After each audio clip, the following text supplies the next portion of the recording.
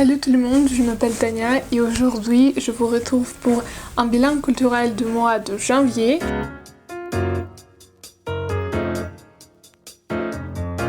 Et ça va être un bilan culturel français, donc je vais parler juste de trucs que j'ai regardé, écouté, etc. en français. Si vous déjà suivez ma chaîne YouTube, vous connaissez que j'ai déjà expérimenté avec ces formats de bilan culturel. Mais maintenant, ça va être un vrai bilan culturel de un mois précis, donc du mois de janvier. Ce bilan culturel va être autour du cinéma parce que je regarde vraiment trop de films en ce moment-là, mais aussi je dois préciser que c'est pas tous les films que j'ai vus, mais c'est juste les films que je veux en français. On va commencer par une série française que j'ai regardée et c'est le fameux Lupin que je pense que beaucoup de jeunes ont déjà regardé ou juste ont entendu parler. Je veux dire que j'ai absolument adoré cette série et donc si vous l'avez pas vu, je vraiment conseille de le voir, surtout si vous apprenez le français. C'est une série où il y a un peu de suspense, un peu de l'action. Je l'ai regardé d'un coup, donc pendant une journée, j'ai regardé tout.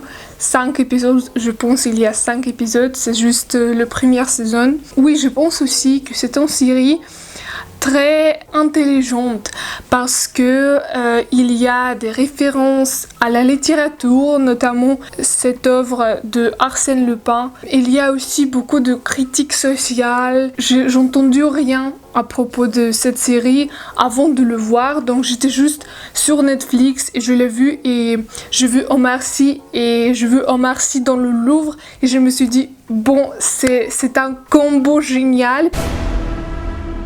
Je suis agent d'entretien. Les œuvres d'art que je nettoie.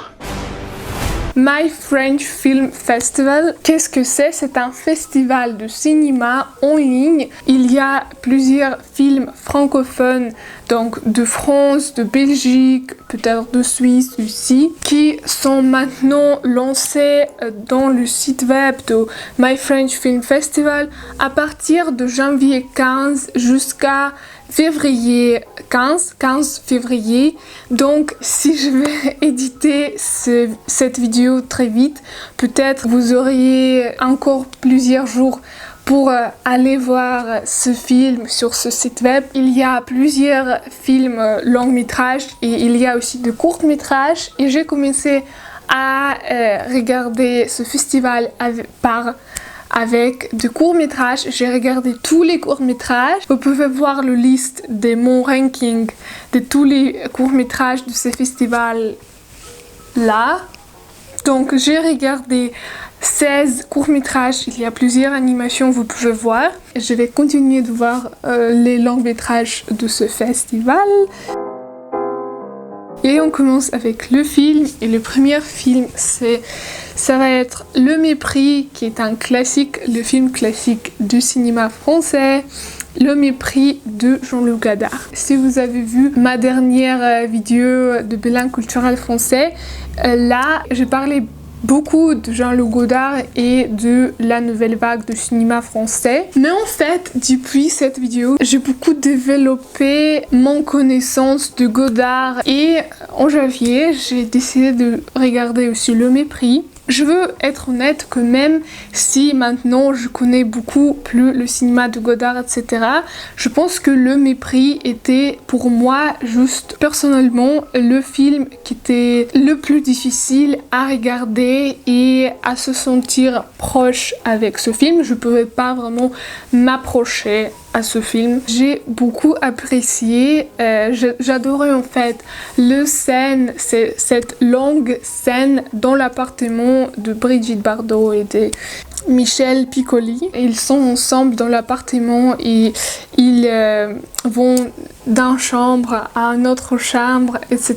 C'est une scène très très longue et dans cette scène-là, on comprend très bien leur relation, donc que leur relation en fait ne fonctionne plus c'est long, c'est ennuyant, ils peuvent pas être ensemble. Il y a cette confrontation de deux caractères très fortes. Vous voyez, c'est le caractère de Brigitte Bardot. C'est une femme qui a son propre opinion, elle veut pas juste être avec un homme, elle a son propre point de vue, etc.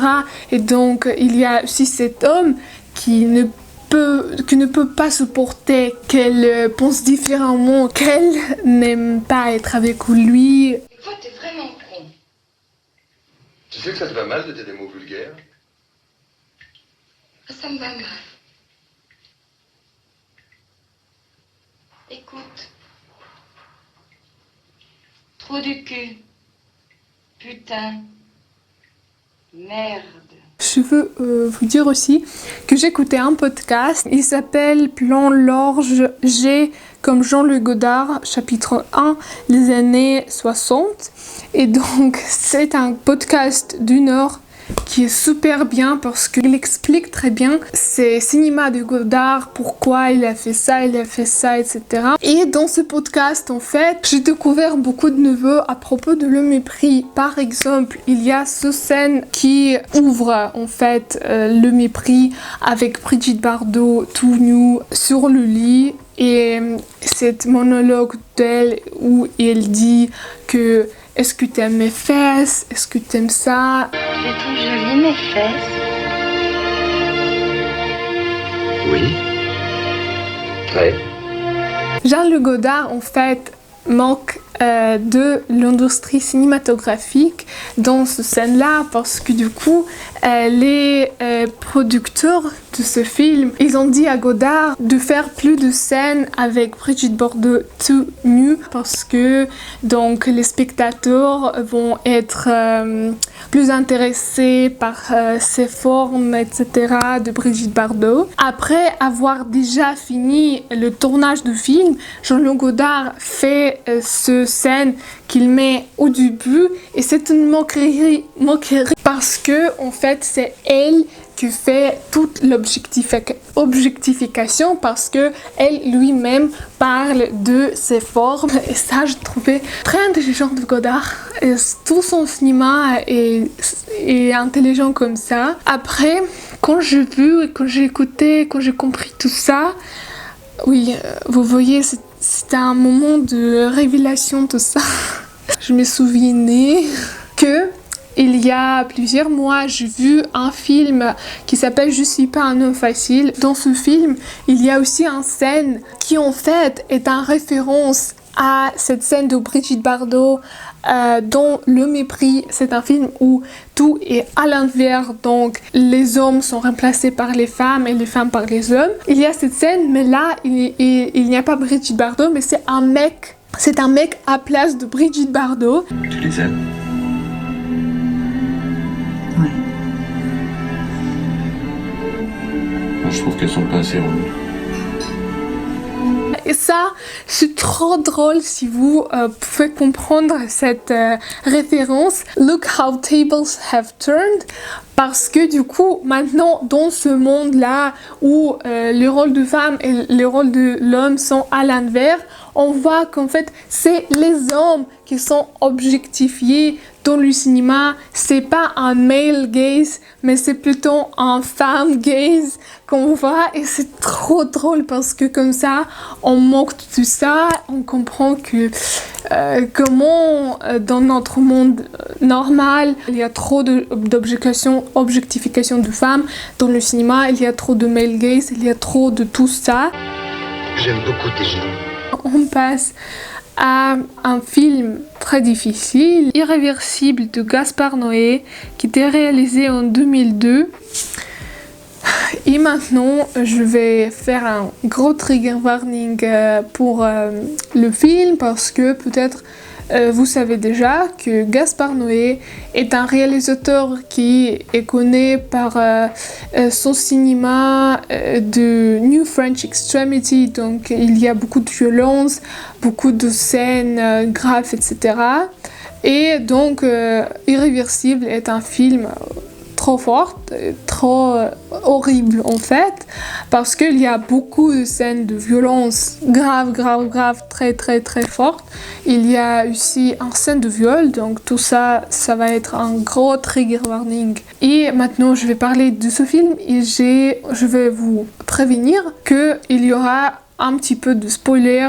En fait, c'est un film si horrible et si fort et si violent que j'ose pas dire que je l'aimais ou que c'est un film très bien, parce que je juste ose pas. Parce qu'il y a trop de violence et vraiment c'est trop difficile de le voir. Il y a cette impression immense que je sentais plusieurs heures, plusieurs jours après le visionnage de ce film. Je veux aussi dire que, premièrement, si le film fait tout ça à nous, donc on sent vraiment ces douleurs physiques. Peut-être déjà, si un film arrive à tel point, c'est déjà quelque chose, n'est-ce pas? Parce que, vous voyez, c'est déjà quelque chose de fort que juste le film, les images, le son peuvent nous apporter, nous faire sentir quelque chose si fort. Vous pouvez me dire que oui, c'est horrible et je suis d'accord, mais quand même, il y a cette force-là.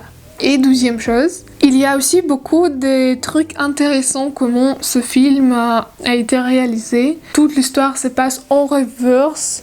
Avec ça, Gaspard Noé arrive à différentes choses. La première chose qu'il arrive, c'est qu'on voit premièrement toute cette violence, toutes ces rages, etc. Et on ne comprend pas les motifs devant cette violence. Et on voit la violence pas comme une chose avec le son du don, et c'est encore plus puissant.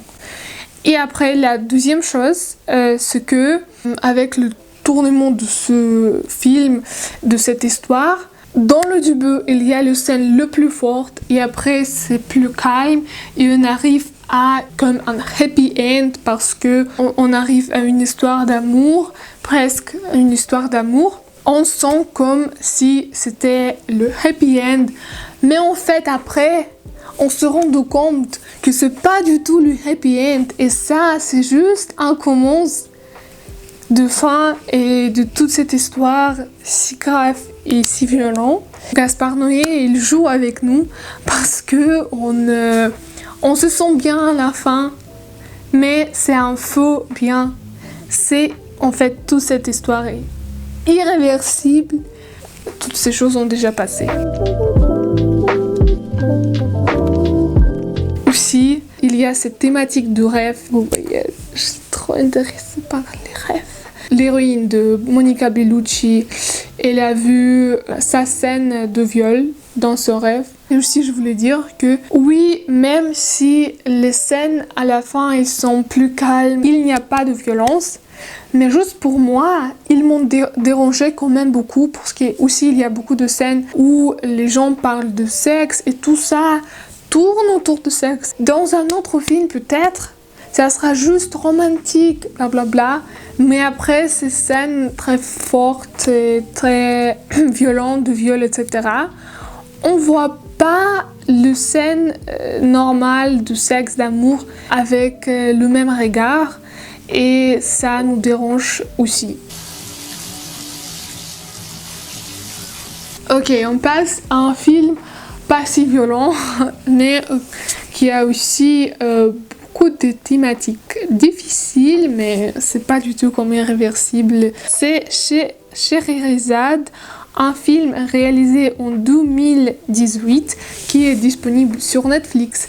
Et là, j'étais trop surprise quand je l'ai vu. Scheherazade raconte une histoire de jeunes adolescents de Zacharie qui vient juste sortir de prison et d'une fille, Scheherazade, qui est une prostituée dans les rues de Marseille. Et ça, j'aimais trop parce que du coup, c'est encore une histoire très puissante de les jeunes perdus. Vous voyez, il y a plusieurs films avec ce sujet-là. Il y a les adolescents qui ne comprennent pas quoi faire dans la vie, dans ce monde aussi violent et injuste.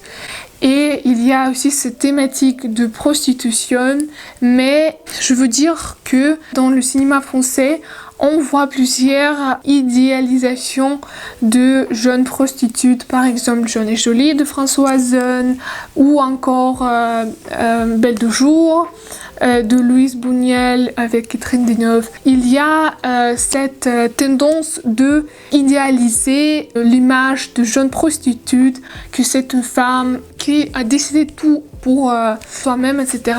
Et ok, c'est bien. Je critique pas du tout ce film parce que je les adore également, mais je pense quand même que c'est aussi important de faire quelques images plus réalistes et montrer cette réalité horrible de prostitution jeune quand les filles n'ont pas le choix parce qu'elles n'ont pas l'argent. Donc c'est pas du tout une idéalisation dans ce film chez Scheherazade, et ça j'aimais beaucoup que c'est une image vraie en fait. On va finir ce bilan culturel avec un film feel good movie parce que du coup j'ai parlé beaucoup de films difficiles. Donc on va finir par 8 femmes de François Ozon, qui est un film aussi réalisé en 2002, donc la même année que Irréversible de Noé. Mais 8 femmes, c'est vraiment un feel good movie. C'est un film musical où il y a beaucoup de chansons et il y a donc beaucoup d'actrices géniales. Il y a juste un homme, mais il ne joue presque pas. C'est un rôle sans mots. Et donc, c'est un film que avec les femmes.